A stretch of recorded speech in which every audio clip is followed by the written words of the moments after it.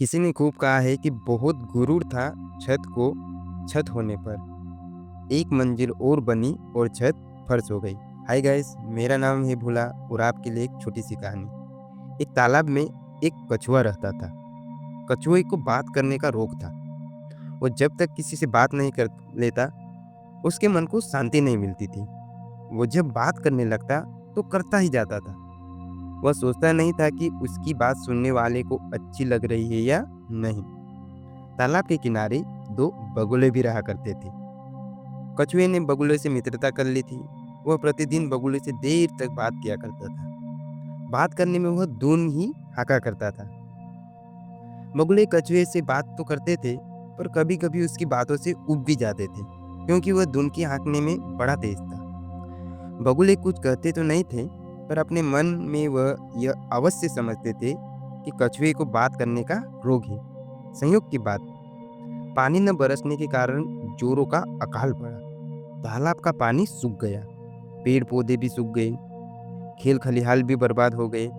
चारों ओर हाय हाय होने लगी। तालाब का पानी सूख जाने के कारण बगुलों का जीवन संकट में पड़ गया। उन्होंने उस तालाब को छोड़कर दूसरी जगह जाने का निश्चय कर लिया। तालाब का पानी सूख जाने के कारण कछुआ भी संकट में पड़ गया था, पर उसमें बगुलों की तरह उड़ने की शक्तियां तो थी नहीं। फिर भी वह किसी दूसरी जगह जाने को विवश था। बगुले जब दूसरी जगह जाने लगे तो वो विदा मांगने के लिए कछुए के पास गए। कछुआ बगुलों की बात सुनकर बड़ा दुखी हुआ।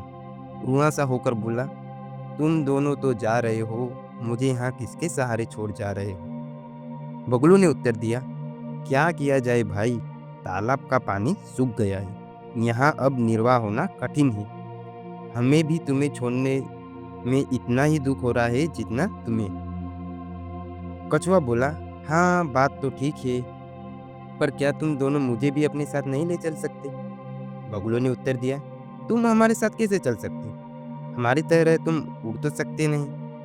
कछुए ने सोचते हुए कहा, हाँ तुम्हारी तरह उड़ तो नहीं सकता, पर एक उपाय है। यदि तुम दोनों चाहो तो एक उपाय के द्वारा मुझे अपने साथ ले चल सकते हो।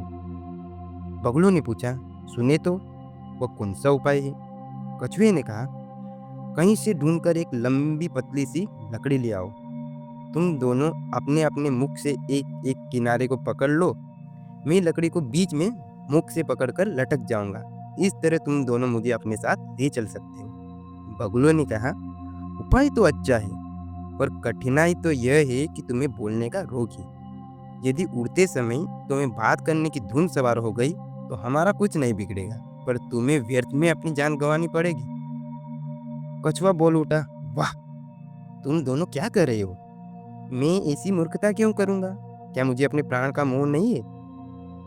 फिर तो बगुले ने कछुए की बात मान ली। बगुले ढूंढ कर एक लंबी सी पतली लकड़ी ले आए। दोनों बगुलों ने एक एक किनारे को मुख से पकड़ लिया।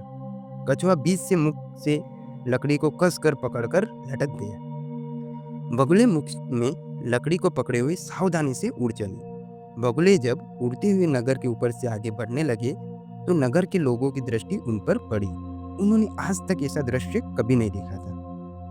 बगुले लकड़ी के एक एक किनारे को पकड़कर उड़े जा रहे थे। कछुआ बीच से लकड़ी को मुख से पकड़े हुए लटका हुआ था। लोग तालियां बजा बजा कर हंसने लगे, जोर जोर से कहने लगे, देखो कैसा अद्भुत दृश्य है। दो बगुले कछुए को लेकर उड़े जा रहे हैं। लोगों के हंसने की आवाज बगुलों और कछुए के कानों में पड़ी। बगुले तो चुप रहे और कछुए को तो बात करने का रोग था।